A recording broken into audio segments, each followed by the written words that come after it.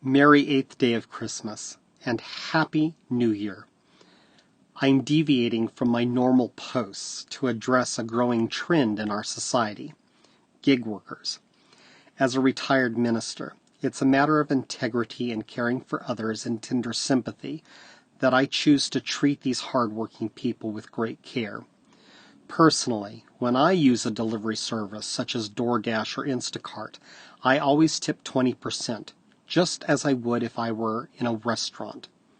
But how much should you actually tip one of these gig workers? Since retiring from the ministry, I've had to continue working to make ends meet. So I now work as an independently contracted shopper, and Instacart is my platform of choice.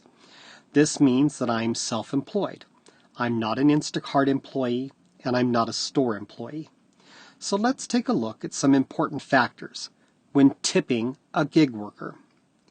Did you know that in the United States, the grocery delivery business is a service-based industry where a worker only earns their tips? In the case of Instacart, they are paid 60 cents per mile to drive to the store and deliver. This is known as their base pay. It is not paying your shopper for their time to drive to the store, search for quality items, stand in a long checkout line, and then drive your items to you. The base pay is only covering your shopper's gas. So think about this. Your driver first has to get to the store and use their own vehicle. This means they're putting wear and tear on their car so that you don't have to do it in your car. Typically, your shopper is walking all around the store, collecting items from your list, checking expiration dates, communicating with you about out-of-stock items and substitutions or adding items, getting help from store employees when they can't find items that are on the shelf, dealing with crowds that often move at snail paces, waiting in long checkout lines, loading up bags of groceries and putting them in their car, processing refunds for items that weren't available for you, and then driving your groceries to you and then carrying those groceries to the door. And heaven forbid, you live on a second or third floor apartment and you don't have an elevator. Your personal shopper is doing all of this as quickly as they possibly can because they're being timed by Instacart and they are only earning the tip that the customer has left them. They are not earning an hourly wage. So I encourage you to tip your Instacart shoppers well. They're earning it. Some people ask if an Instacart shopper or driver are the same person. For the majority of cases, the answer is simply yes. Whether you are doing a full-service shop through Instacart, a delivery now, or an online pay through one of the many Kroger stores, your personal shopper is fulfilling both roles. However, this isn't always the case.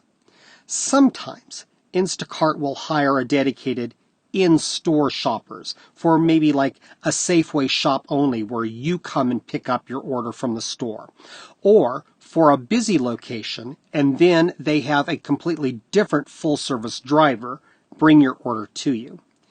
This is typically done in the largest metropolitan cities in the country. So if you're living in Denver, Tucson, Kansas City, Nashville, or a similarly sized U.S. metro area, this probably is not applying to your order. If you do happen to live in a really large U.S. metropolitan area, you may have this happen where you get a separate shopper and a separate driver. In this case, Instacart sets the tip so that the tip is going to the driver, not your shopper. Some people also ask, how much do Instacart workers make? Remember, all full-service shoppers are independently contracted. That means they're only earning your tip. They're not eligible for an hourly wage, for salary, employee benefits, insurance, retirement savings, and they pay their own self-employment taxes on their earnings to both the state and the federal government. Instacart is going to default you to a 5% tip, but this is not the U.S. customary standard. When considering everything your personal shopper is doing to make your day easier and brighter, a 15% tip minimum should be what you're giving. If they are providing extraordinary service, please give them more. In my family, we have a rule. If you cannot afford to tip the waiter or the waitress, then you need to stay at home and cook your own meal. With Instacart, if you can't afford an appropriate tip, I need to get in my own car and go shopping for myself. I don't ask for a personal shopper to work for little or nothing. It's just simply not ethical, and it's not kind.